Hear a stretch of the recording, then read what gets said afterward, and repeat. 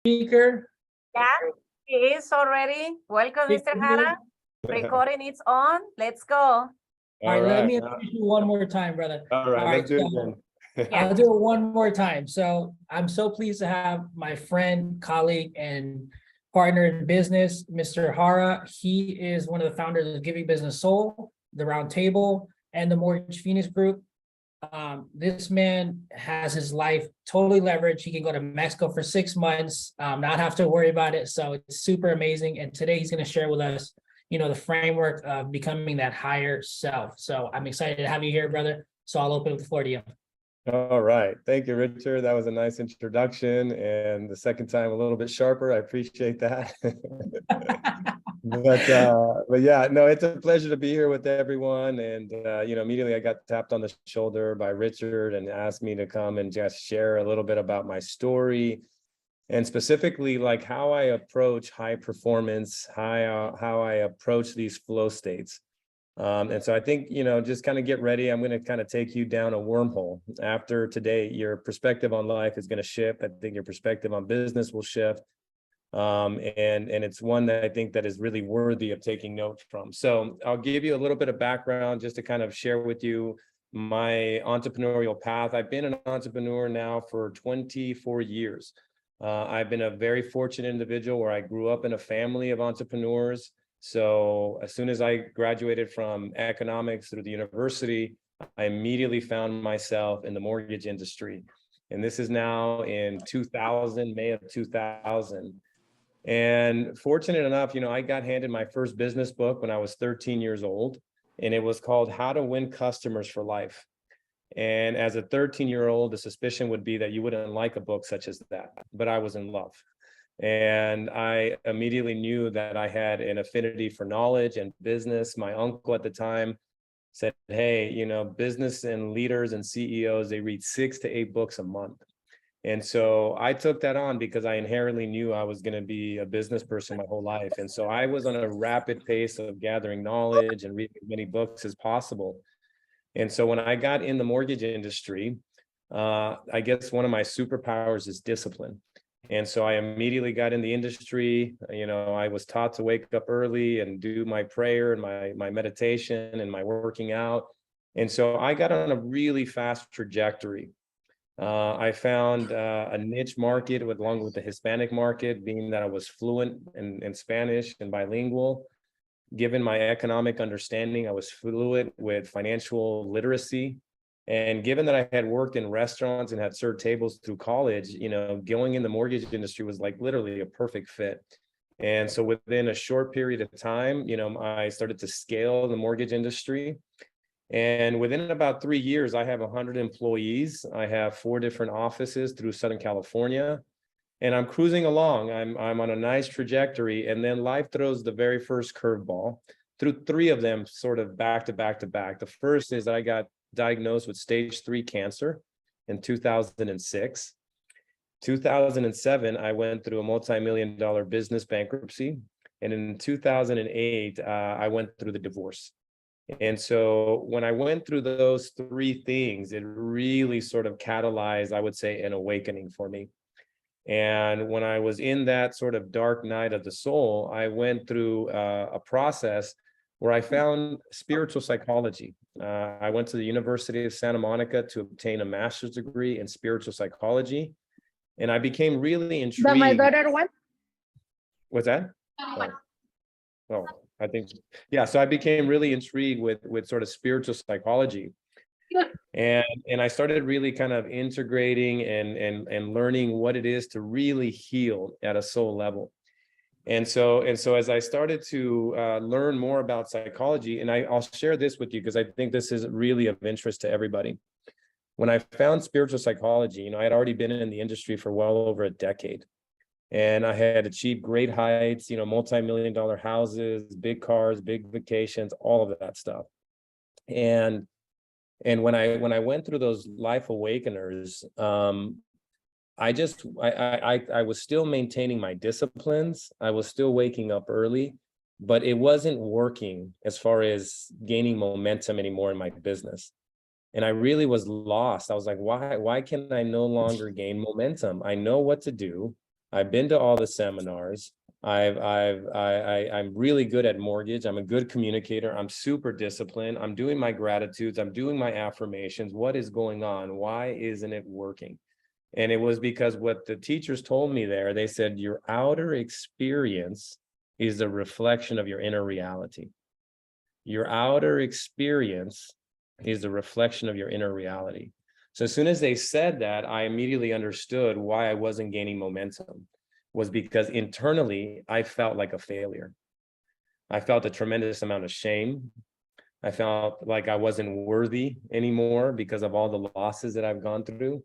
And so when I started to heal and I really started to apply the psychology to my internal world, I started to gain momentum again. And as I gained momentum, I knew immediately that there was a direct link between essentially my own internal world and healing and how well I can do in business. And for me, I'm an individual, you don't have to show me twice. As soon as I see something that works, I just start kind of going down that path. And so that's when I started really understanding the inner planes of our consciousness. I think for a lot of you guys, I did my first plant ceremony, my first psychedelic experience back in 2011. And because I really started to explore consciousness. And although I went down that path, what I started to see was that unless you have a real good psychological, meaning psychotherapy or some sort of form of integrating what it is that you see when you go through those experiences, you're really not going to be able to anchor in those higher sort of sensations that you experience when you have a mystical experience. You need psychological frameworks. And as I started to really apply that and integrate those psychologies, my business started to take off. And what I really wanted to do this time around when I established the Mortgage Phoenix Group, I spent 10 years doing business the old way. I accumulated millions of dollars, big houses on top of hills with ocean views. But the truth of it was that I felt empty. I felt like I wasn't able to fill the void. And you would suspect that although you have millions in the bank and you got the beautiful houses and the beautiful wife, that you would feel fulfilled. But it doesn't.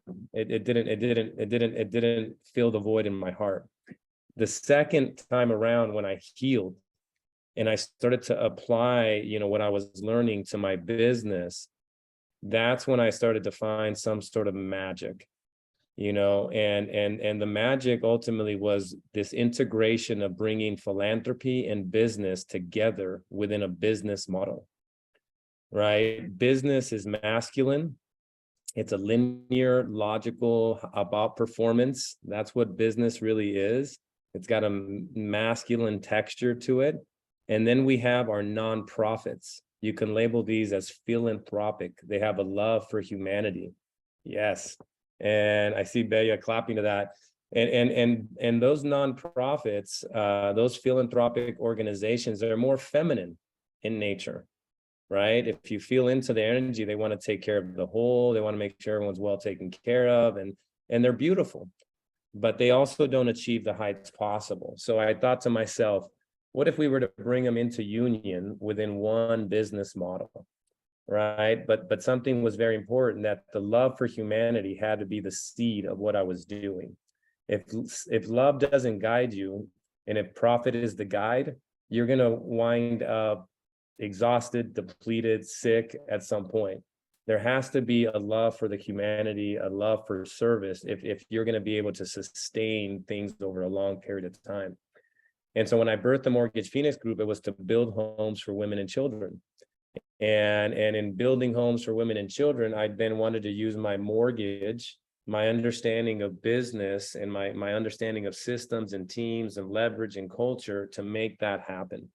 So 2013, I went to my first build in Nicaragua, and then I went to Guatemala, Colombia. I went to Peru a couple different times.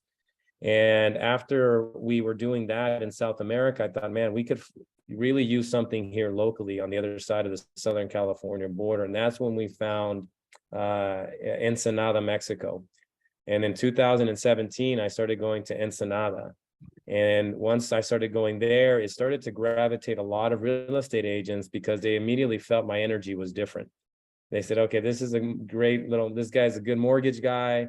It's not all about profit. He's not grind. He's got a different methodology. He's got a different approach. I'm interested. And then all of a sudden, within about 2 years, if you can imagine the third floor of Rancho Cucamonga, this is where we conduct business at. A real estate office, legacy powered now by EXP, Equity Trust Escrow, which is an escrow company, Power, which is a solar company. They all said, Francisco, this is amazing. We love this philosophy that you have with giving business soul. We want to join in and do this with you. And so then all of them joined in, and now there's well over 200 individuals there on the third floor that are moving with this philosophy, and so once I started to show how that really was working and that I had a working representation, I started to teach other entrepreneurs that. I said, listen, you can keep doing business the way that you want to do business and the way that you're learning at the bookstore, but your body's going to take a toll. Your relationships are going to take a toll. You need a different approach. And that approach, in my estimation, is that you have to work from the inside out. You have to work from the inside out. You really have to address, because most of you guys have already gone to all the seminars.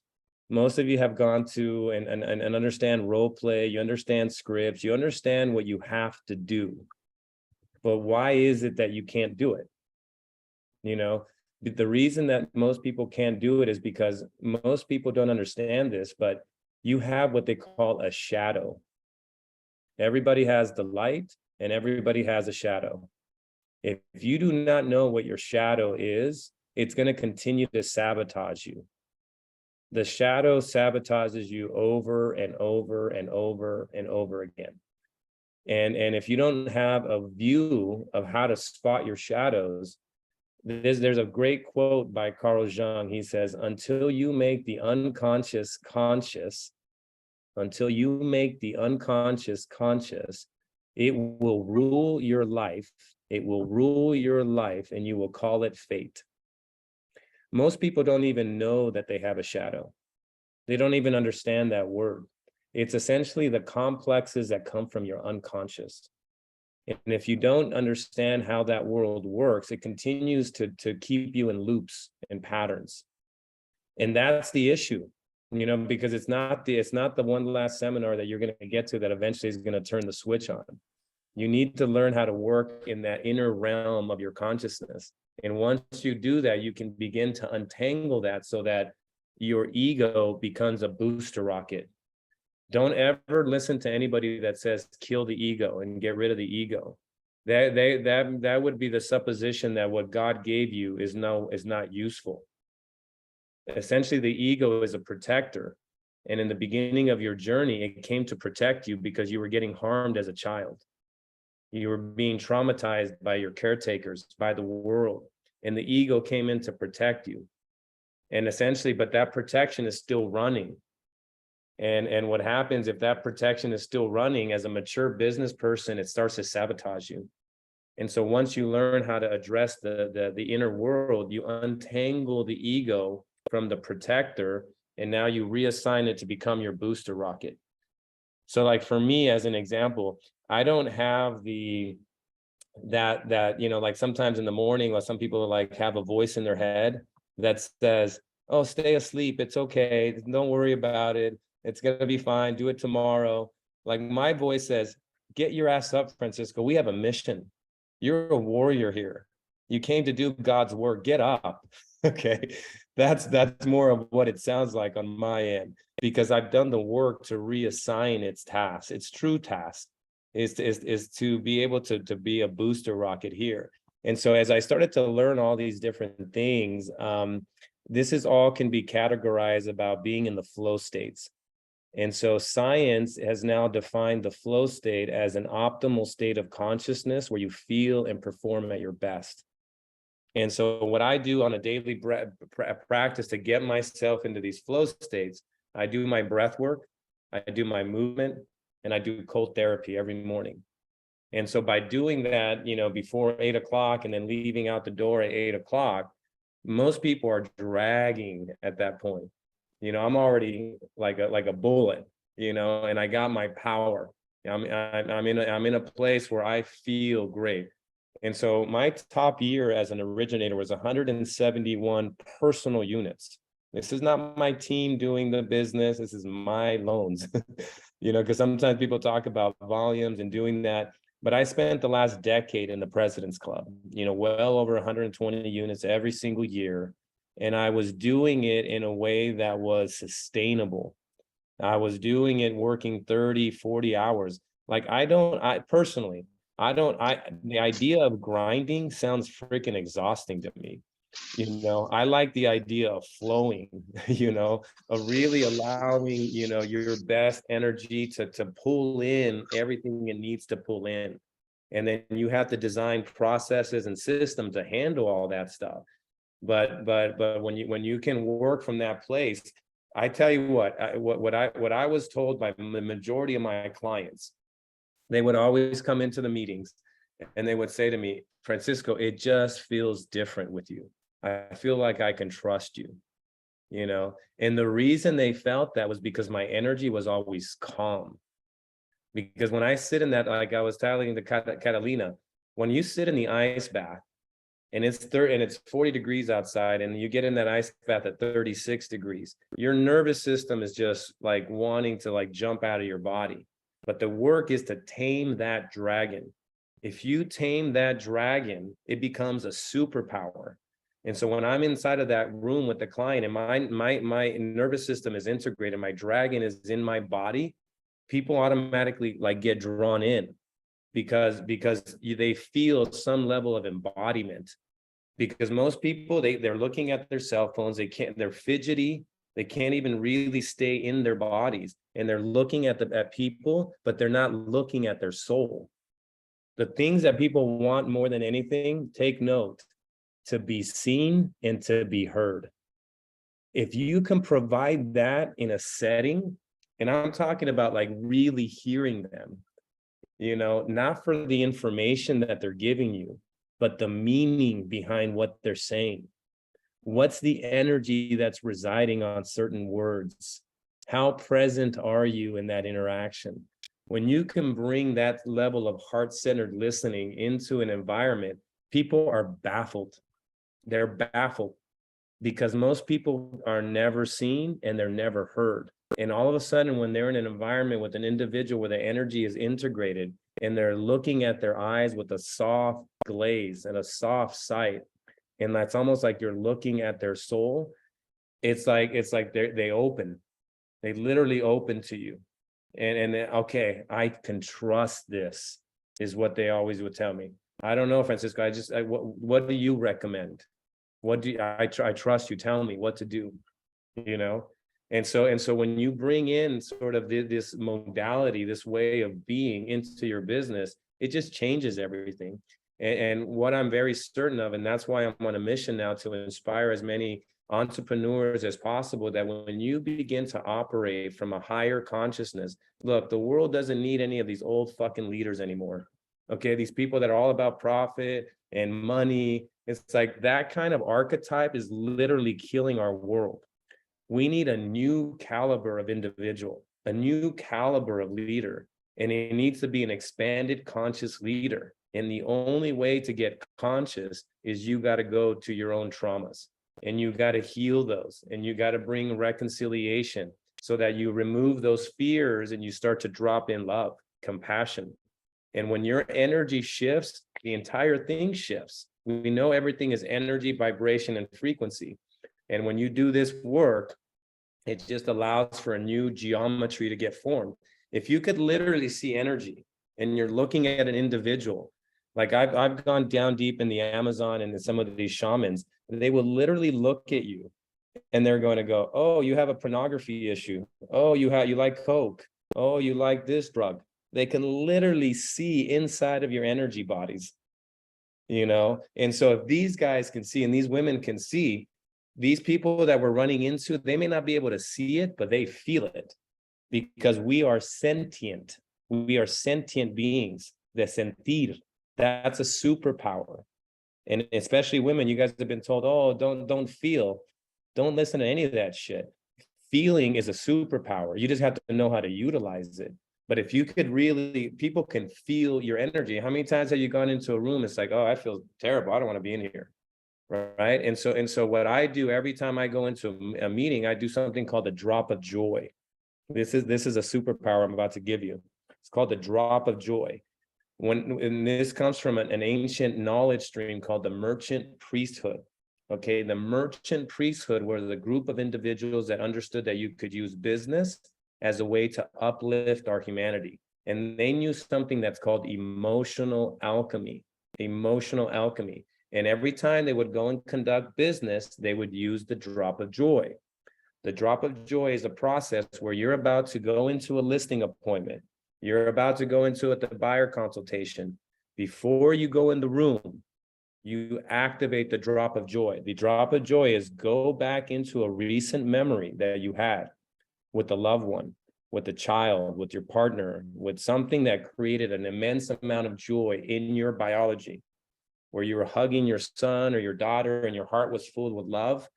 Go back and remember that memory and invoke it. Bring it back into the present moment so that your energy field can feel like you felt in that moment when you experience a tremendous amount of love. And what happens is you're amplifying your energy. When you amplify your energy, you're going to go up here to the top. The people that are coming in because they are apprehensive, they have fear, they're worried, they're doubtful, their energy is low. And so what's happening is you're alchemizing the room. You know, your vibration is here, theirs is here. You're creating an equilibrium. And all of a sudden, it's like business can be conducted a lot more elegantly right there. Because if you come in, let's say you're unaware, you just got a terrible phone call from somebody that you're losing a deal, and then you're walking in this thing, and they're going to catch that vibration, and they're already coming in apprehensive, because most people that come into real estate transactions because of our fame, they're I don't know, I'm a little worried. So they're coming in vibrating here, and then you're coming in here because you just got that phone call and it's turbulent, right? But if you have enough wherewithal to just kind of pause, separate yourself, invoke the drop of joy, get that sensation that you felt, and then go into the room. I feel like my great superpower is to work in the realm of the unseen, to work in the spaces when nobody can see, right? That's the magic. I mean, there's 5% that's visible, 95 is invisible. That's where all the power is. It's in the invisible, because everything that manifests itself comes from the unseen into the seen. And when you start to be conscious enough, when you wake up enough and you start to do enough shadow work, you can see. It's like, in order for you to see, you got to get rid of the darkness that's in us, because we all have it, you know. And once we can do that, you activate superpowers. Sometimes it feels like it's not even a fair game, you know, because the way clients walk in is just like, okay, it's called embodiment. That's what I teach, is embodiment. We're a soul before we're a body. Everyone ignores the soul. But if you're a soul first, the reason that you grow addictions, the reason that we don't eat what we're supposed to, the reason we watch things that we're not supposed to, is because your soul is not evolving. If you don't have an evolutionary platform or something to evolve your soul, you literally grow addictions, because the soul, which you are here first as a representation of God, it's evolutionary. If you're not evolving, you're literally your soul is going to be like, your body's going to be like full of addictions. But the moment you are in an evolutionary process, it's like all you want to do is evolve, you know. And when you do that, you become, and when you take care of the body, see, the body and the soul are connected.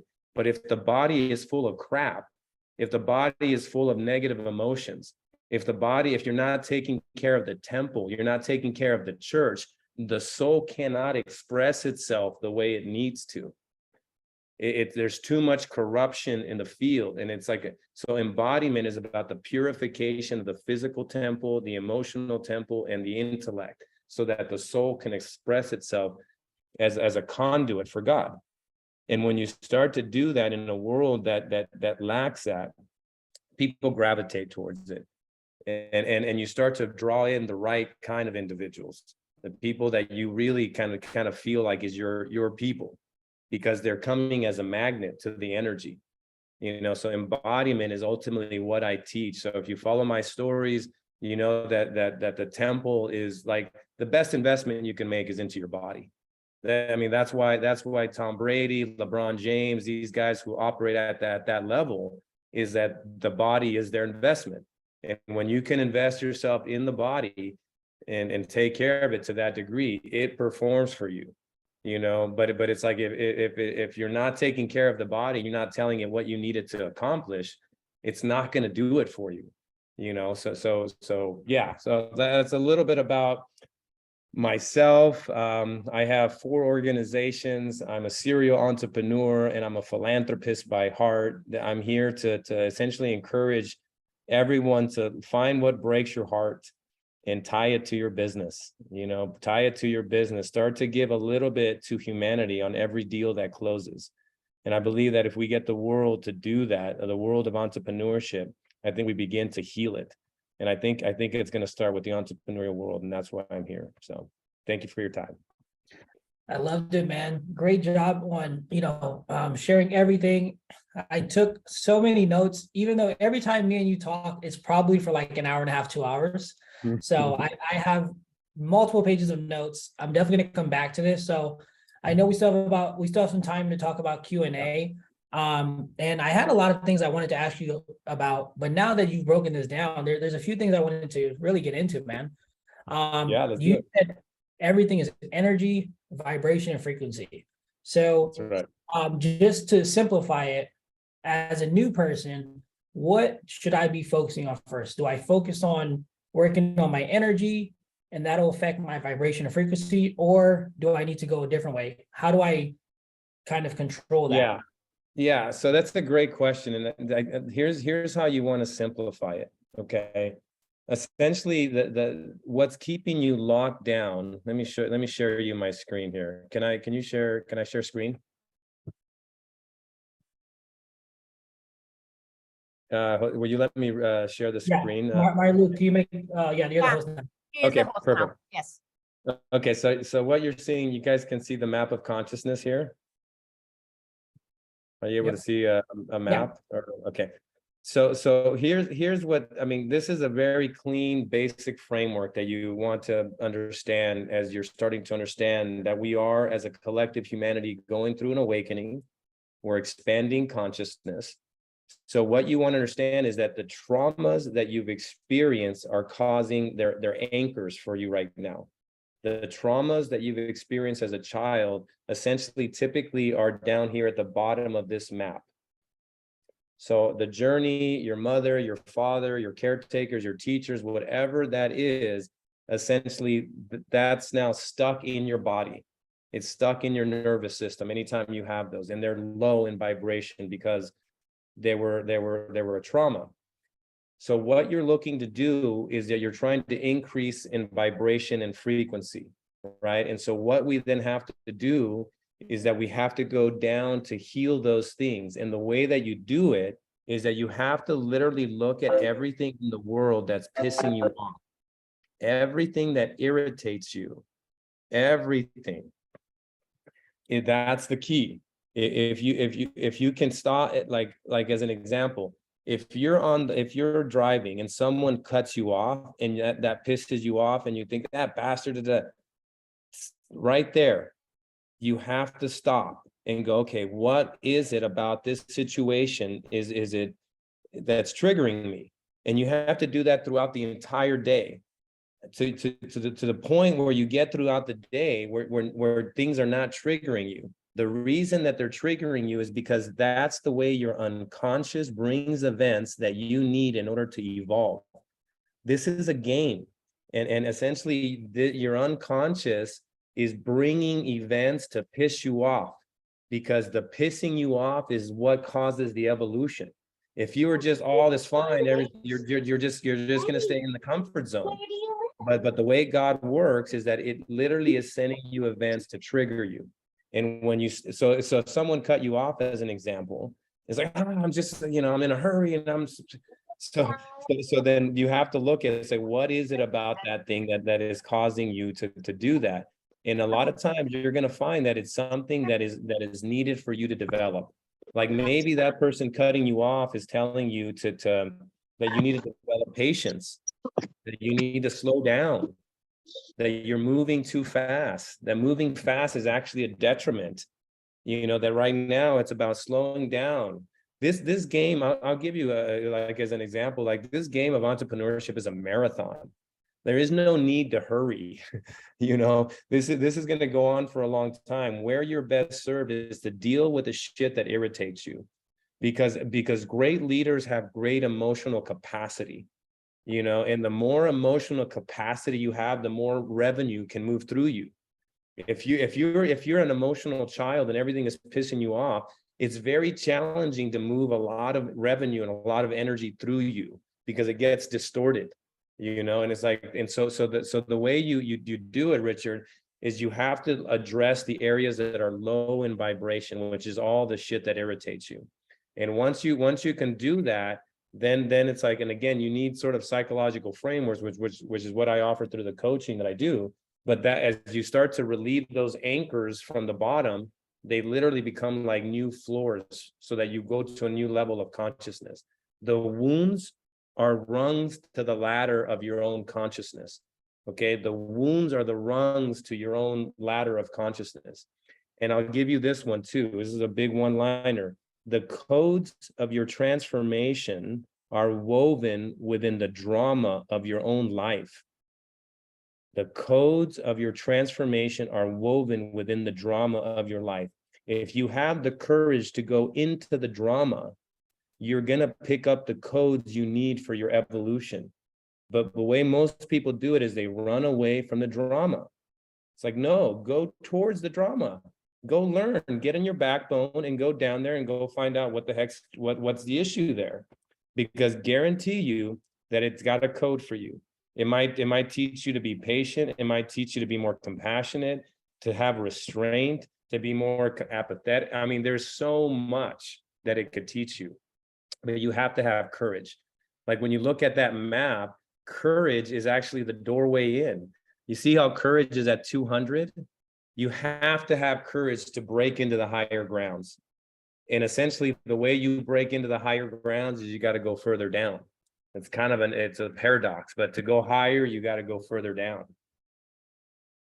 Love it, man. So is that the chart? Is that a similar one from Power versus Force? That's Power versus Force. Yeah. I love it. So just to simplify it, just to, make it easy. So essentially our unconscious is letting us know, it's giving us feedback in the form of low conscious level activities. Like, hey, maybe somebody cut me off. So that's something I need to internally work on. So that way I can start going up. Right. It's such a cool game. Yes. Yeah. It's like your unconscious. Think about your unconscious, like your own soul or God. And it's bringing the events to say, hey, Bea, we got to go to another level. So in order to go to the next level, I got to bring this event that's going to piss you off. Because that's the only way I can grab your attention, because you've been asleep. Right. And it just keeps doing that over and over and over again. And once you get it, you start to reconcile those traumas, and then they become these ladders for you to climb on top of. That's amazing. And now, once you heal those traumas that are at the lower level, do you have a resting consciousness level? Yes. Yeah. As soon as you start to heal those, it's like, yeah, you'll. There's a great quote by Rumi. He's a great poet. He says, "It is through the wound that the light will enter you. It is through the wound that the light will enter you." And so once those wounds are really healed, because it takes a little bit more than just like, oh, I'm aware of it. Okay, now I see it, and now now it's gone. No, it doesn't work like that, right? The body keeps score.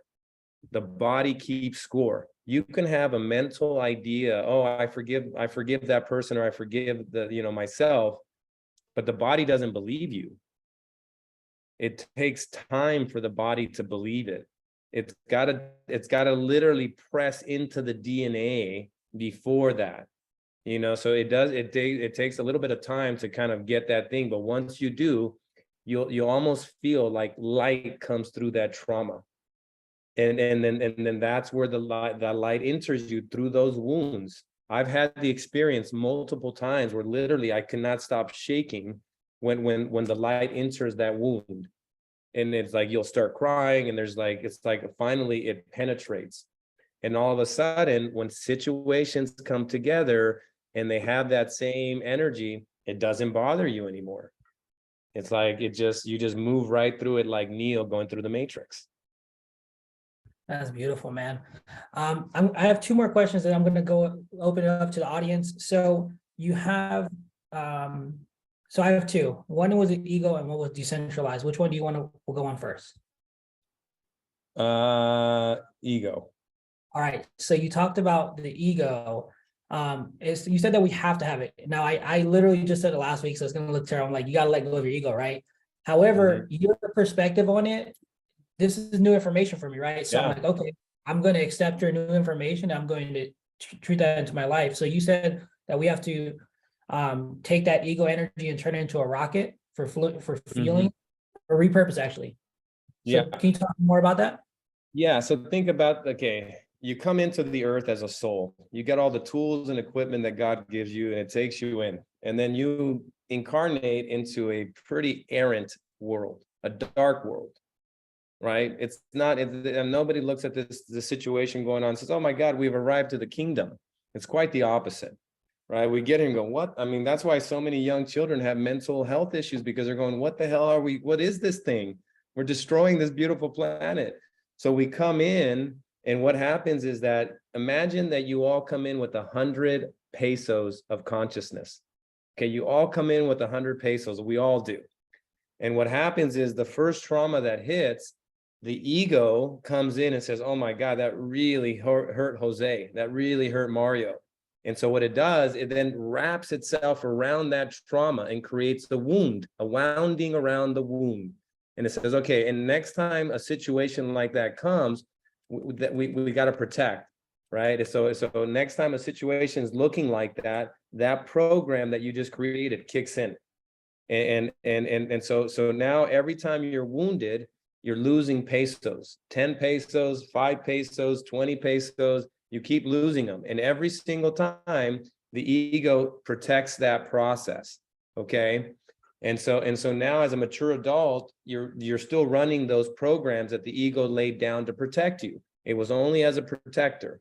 Right. And so now that we are an adult, these programs are still running, and they're not serving us, because maybe the program you judge, like when you get traumatized, your ego says, okay, I got to create judgments, misconceptions, and limiting interpretations, so that when a situation comes in, that judgment kicks in, that misconception kicks in, that interpretation of the world kicks in, so that it starts to move you away so that you don't experience the same harm. You understand?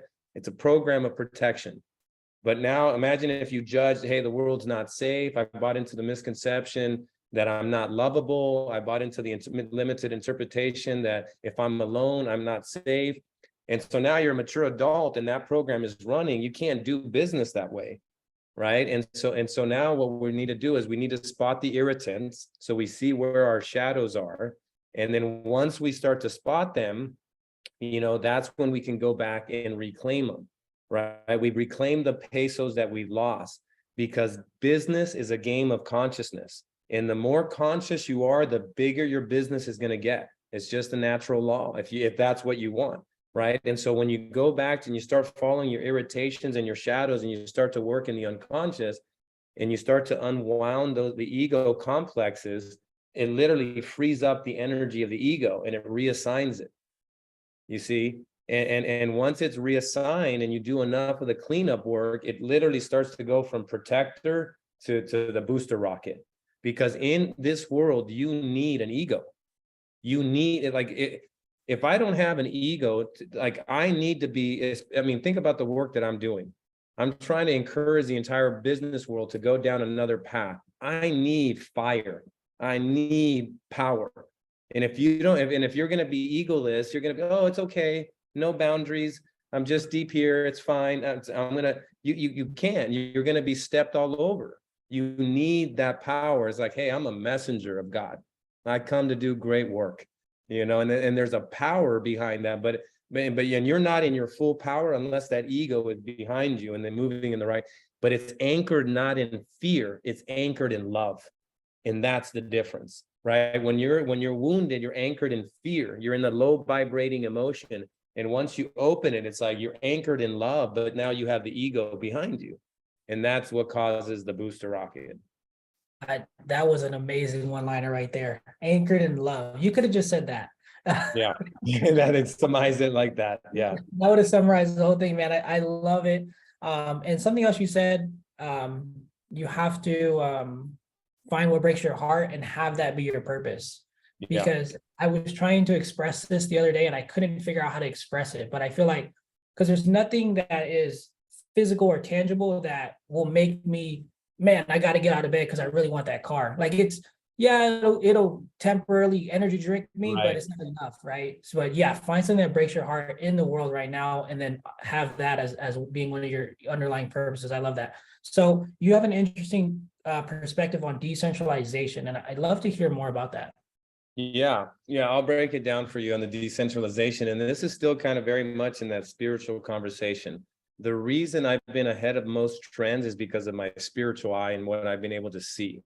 Essentially, what I became very clear back in like 2010, once I started to dive into all this sort of hidden knowledge, was that what I started to learn the truth, not about his story, not history, but of her story. The suppression of the feminine over the last couple thousand years on the planet.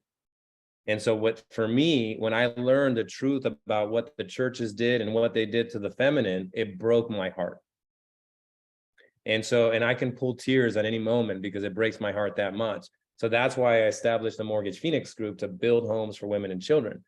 But what I started to realize was that the suppressed feminine was going to start to rise. It was going to start to move into balance. And moving into balance with the masculine on a global level was going to cause catastrophe. Because imagine that energy rising, it was going to cause a lot of upheaval, right? And so when people say, okay, well, what's the feminine energy? It's very simple, very simple. It's nature. It's natural law. Okay, that's the energy that's rising. It's our remembrance as a species about the laws that govern nature, right?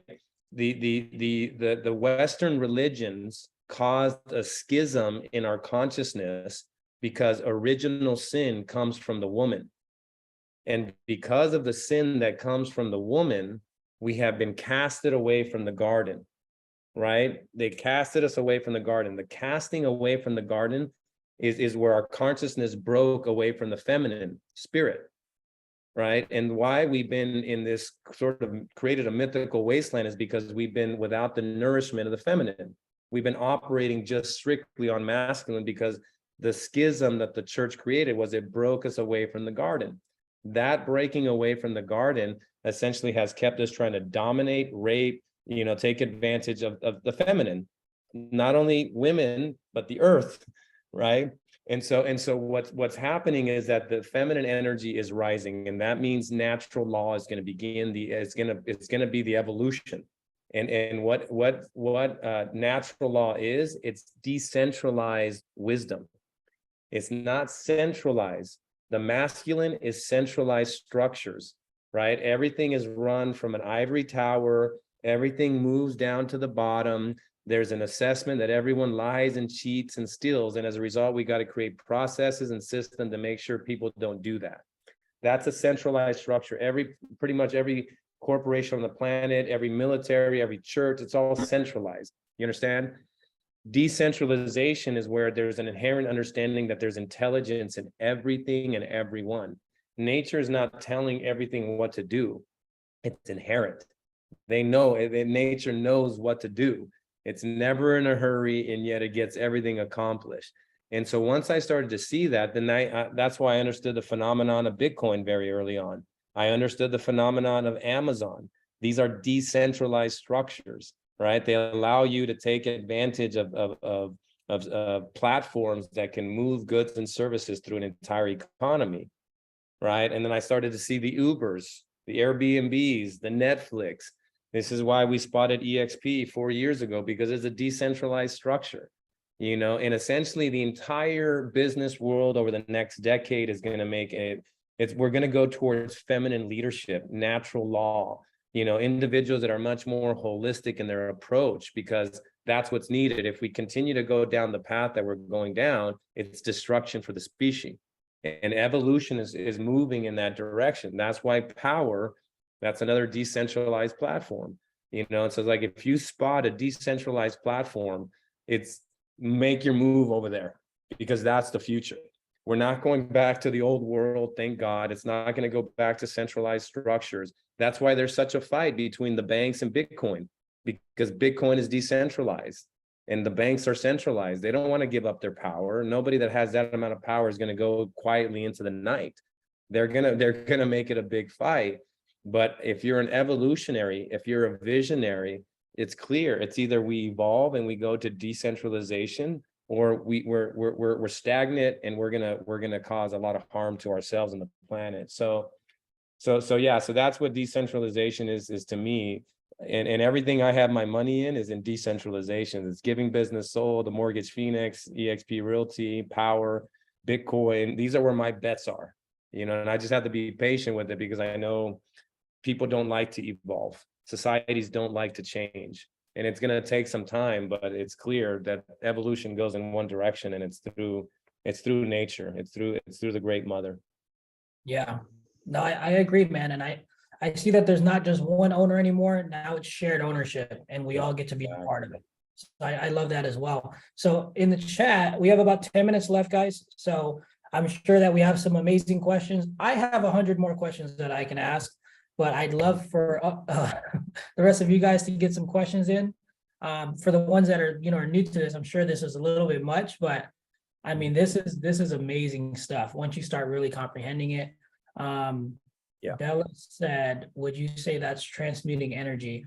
Yeah, transmuting energy. I mean, that's kind of like the alchemy. Alchemy is this idea that you turn the lead into gold, which is really just turning the darkness into light, right? And so the darkness is your wounding, your traumas, and then pouring your compassion and self-forgiveness is that transmutation. You're taking a frequency and you're putting a higher frequency to dissolve it. But in order to do that, again, it takes time, because the body it keeps score, it keeps everything there in the body, and it doesn't always listen to the mind, because the mind is tricky, and it's got to take its time to actually make its way down. And yeah, so that's what transmutation is. And you can't transmute through medicine. You can't transmute through psychedelics. I'm glad that a lot of people are going down that path, because what I'm speaking to isn't the wake up. I'm very clear that the world is waking up. People are experimenting with psychedelics, but once they experience psychedelics and they wake up and they have a mystical experience, the most pivotal piece is the next piece, which is the cleanup. You have the wake up, you have the cleanup, and then you have the grow up, and then you have the show up. And that's the mechanics of consciousness. And so yeah, that's a little bit more about how you do a little transmutation. Okay. Hi there. Thank you for today. Hi, my pleasure. What if you don't want to try psychedelics? Yeah, I'm not a big proponent of them. I prefer breath work. Okay, so meditation. Yeah, I mean, we facilitate workshops and different things like that. We have Flow Mondays, where you can join us every 9 a.m. virtually from wherever you are. It's part of a community offering we do at Giving Business Soul. And see what psychedelics does, it lets you in the door. What door? It's the door of your unconscious. That's where you get access to that unconscious realm, where you see visions, you see all these different things. With breath work, you can get in that door as well, because you keep, when you're in a sequence of breathing, you keep the conscious mind occupied in the rhythm and the sequence, and it literally lets you drop into the door. And when you're inside of the unconscious, that's where you see visions, dreams, things, and you're like, oh my God, I forgot about that situation that happened when I was 5 or 9. And then that's how it starts to Oh, to hey. so yeah, I would highly recommend breathwork if you're not yeah, I mean it's much easier to do than psychedelics too. Well, and I have one more thing. I think I have a trauma. I don't even like using that word, but of working hard, like how you were saying, observe what bothers you in the world. And it literally bothers me to see people working so hard, living the life that they're living, and they're working so hard. And I feel like, do you really have to work that hard? Because I feel like you can have a good life, be in a better place, and not have to work so hard. Because I Yeah, saw my parents right. literally See, still this is a work great so hard. question. Yeah, this is a great one, Bea. Thank you for bringing it up because see, let's say you're 10 years old and you're seeing your parents just sort of work themselves to the bone and you see them miserable as a result because you can feel like their life force isn't really joyful and full of love. And so what happens is that you judge that, right? As a child, you said, okay, that's not good. Right. And so now that judgment, that misconception is running as a pattern. Right. And so now you're this businesswoman and you want to do great things because maybe now listening to what I'm saying, you know, you say, okay, I can see what Francisco's saying. So look in the world, what breaks my heart? It breaks my heart that these children don't have homes and that they don't have any food. So now I'm going to tie my business to that endeavor of helping that. Right. And so now you want your full power. Now you actually have inspiration, not motivation, but inspiration. Inspiration is the fuel for the soul-centered entrepreneur. Because as I said earlier, if you just work for the sake of just growing, like if you have ambition for just ambition's sake, it's going to turn to greed. But if you have ambition and it's rooted in love, then have all the ambition you want, right? And so for you, now that you're so, hey, I have a distaste for that because the way that you saw it as a child, they were not anchored in a higher purpose. They were not anchored in love, and yet they were just working their tails off and not really feeling the joy, right? And so now that's running as a mechanism for you, and in order for you to unlock, you have to unlock that. Right? Because I'm not suggesting that you work 80 hours, but I am suggesting you find what breaks your heart and you'll just see that naturally you want to work. Naturally, it's just like, because you know, especially once you go and let's say like for me, I mean, I built over 30 homes. It's like I go down there, I'm excited. I love it. I love handling those kids and talking to those people. And it's like that fills me, you know? And so now when I get back, I want to work. But do I kill myself? Absolutely not. I mean, I sleep 8-9 hours every day. You know, like if you look at my sleep scores, I'm like one of the world's best sleepers. You know, but do I wake up and do my mornings and I get in my flow and I go put in my 8-9 hours and then I start closing off? It's like, yeah, I'm done. But that's really good that you're seeing that because essentially you're running a program that you saw from your parents, but I'm not suggesting you do the same. I'm suggesting anchor it in love. And I bet you're a hard ass worker. Kind of like what I was telling Carolina. It's like if you're afraid of something, that actually has your key. Like she was afraid of calling, right? But she might be an expert after she unlocks it. After she gets through the fear, she's going to be amazing. I bet you once you get through your fear, you're going to be like this inspirational woman that's always just like doing the good work, you know, but you have to go towards the discomfort. And one more question. I'm not sure if you have a partner or you're married. Do you make your partner work? I have a girlfriend, but Or does she just work because she loves doing something here and there? She actually builds homes too. Okay. And so she leads groups of women and groups of people to go build homes in Ensenada as well. And even if I attempted to get her to stop working, she probably wouldn't. She loves what she does. Yeah. Okay. Okay. And if she didn't have that, I wouldn't. I mean, if she wanted to stay home and that was where she felt that she would be best, and that would be great too.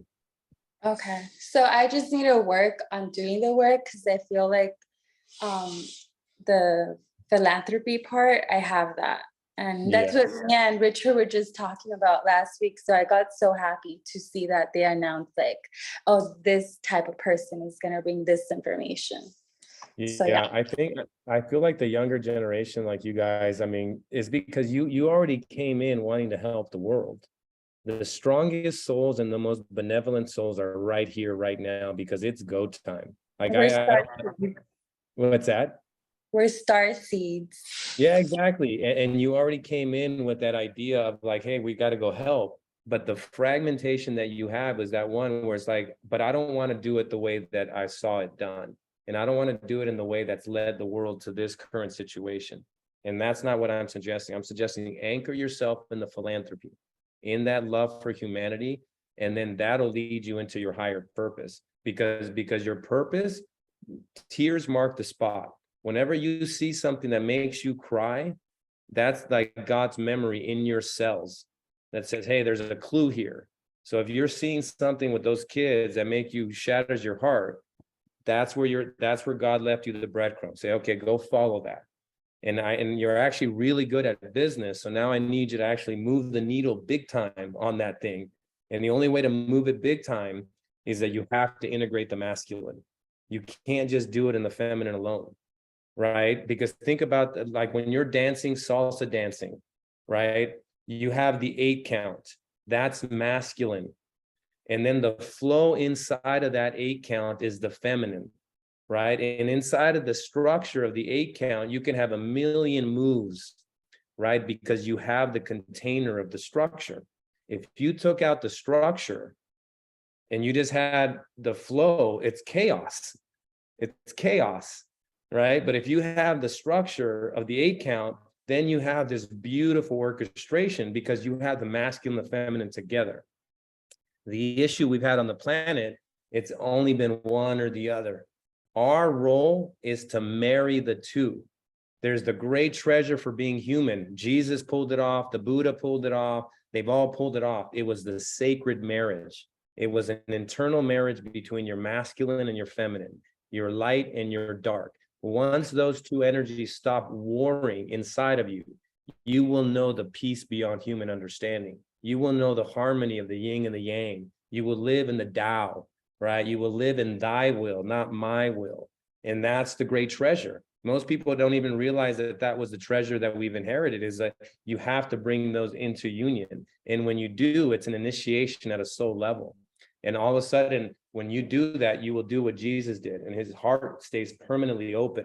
That's why he's always demonstrating the open human heart, right? Is because that's the ultimate superhuman power. And when your frequency shifts is when that thing opens. And the only way to open it is you gotta forgive everybody just the way he did. They kept stabbing him, they kept betraying him. Forgive, forgive, forgive, forgive. We are all equal to the task we were given before we had a face. When you come in here, you're going to go through betrayals. People are going to do stuff to you, and you have to do what he did. Forgive, forgive, forgive.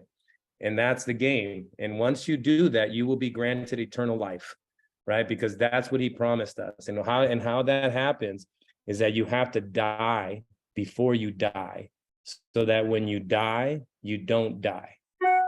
You have to die before you die, so that when you die, you don't die. And when you do that, it's through a process of the ego and forgiving and forgiving and forgiving, and then you die. And when you die to the ego and these identities that you've identified, you remember that you're a soul. And when you remember you're a soul, you remember your immortality, right? Because most people think that eternity is a duration of time. Time is a man-made construct, right? So eternity, check this out. So eternity is not a duration of time; it's a timeless state, right? And so eternal life is granted to those who are able to live in the present moment, right? Because the present moment is the eternal. And the only way you can live in the eternal now is that you have to die to your old self. All of that shit has to be forgiven. And when you do that, this is where you experience that divinity in your biology. I love it, man. I could go on all freaking day, but I know we had a hard stop at 1 o'clock and I wanted to get to more of the answers. So maybe we can have you on again next time. So I hope this brought lots of value and we hope to see you again. If people want to reach out to you, maybe they want to participate in the roundtable, even learn more, how can they do that?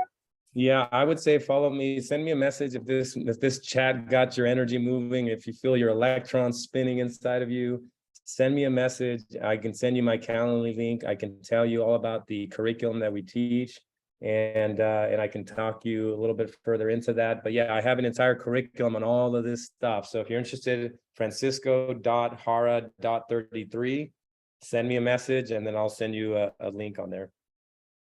Okay, I just want to say thank you. Thank you so much to Mr. Jara. Thank you so much for this beautiful time. Everybody, I know for sure everybody's super happy listening to you. I just want to say thank you. I'm super happy, super blessed that I'm really, really close to you and you changed my life. Oh, thank you, I don't wanna Manu. cry. Thank you for being in my life. I knew immediately that we would be partners. So thank you for following your courage and for being here. And thank you everyone for listening to me. I know it's different information, but I feel like the world's ready for it. So I'm not holding anything back and I'm just letting it come through. So thank you for bearing with me. And I look forward to coming on here and assisting in the future as well. Thank you. Bye, everybody. Bye, everybody. Thank you, Mary Lou and Richard. Bye. Welcome, bye.